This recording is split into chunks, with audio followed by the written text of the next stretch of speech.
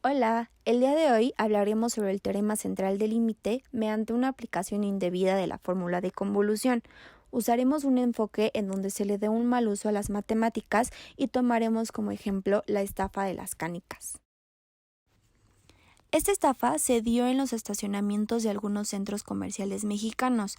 El estafador invitaba a cualquier persona que iba pasando a jugar un juego al azar a cambio de un gran premio. El juego consistía en que el jugador lanzara una canica o un tablero especial que contenía números en distinto orden.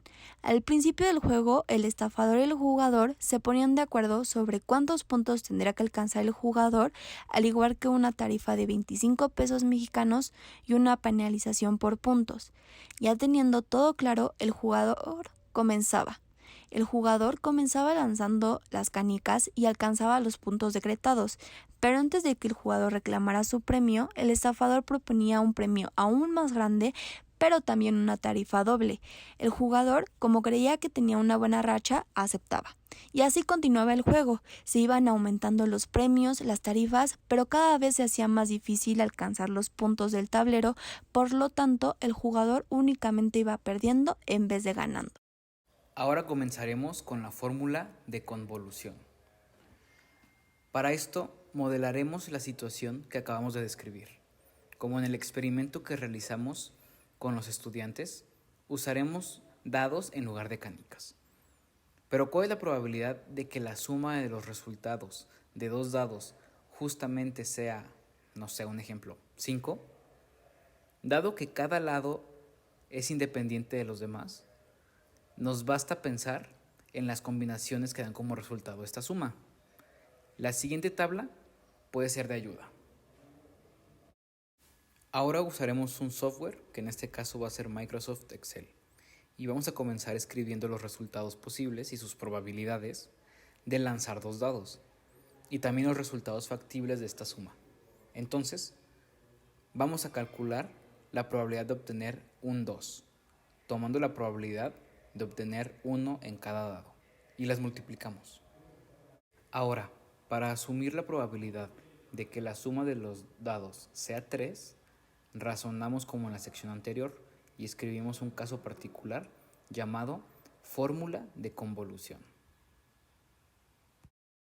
Completar todas estas entradas puede ser un poco agotador y aburrido, pero para superar la dificultad podemos utilizar las capacidades de programación de Excel.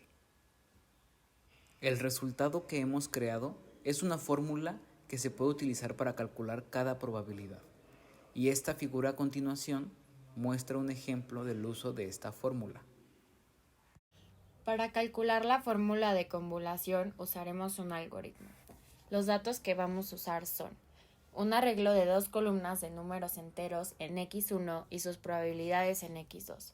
Se hará lo mismo para y de tal manera que nos quede como resultado que la probabilidad de x más y1 sea igual a z. Después, aplicando la siguiente macro en Excel, los resultados del dado nos quedan de la siguiente manera. En la siguiente imagen se muestra cómo se ve la gráfica de las 12 probabilidades. La fórmula de convolución tiene la característica de ser recursiva, lo que significa que es posible usarla para más dados. Tomando en cuenta los resultados, podemos observar que la gráfica tiene forma de campana. El siguiente tema es el teorema central del límite. El resultado general al cual se refiere es el teorema central de las probabilidades, introducido por Carl Friedrich Gauss, quien tuvo una conjetura en la distribución de errores en un conjunto de observaciones y desarrolló el método de menos cuadros. La forma simplificada de esta expresión es el teorema central del límite, en donde S de n será igual a la sumatoria de i hasta n de la variable aleatoria x de i. Y entonces nos resulta la siguiente expresión. En lugar de demostrar la expresión anterior, usaremos una hoja de cálculo de Excel para completar la integral.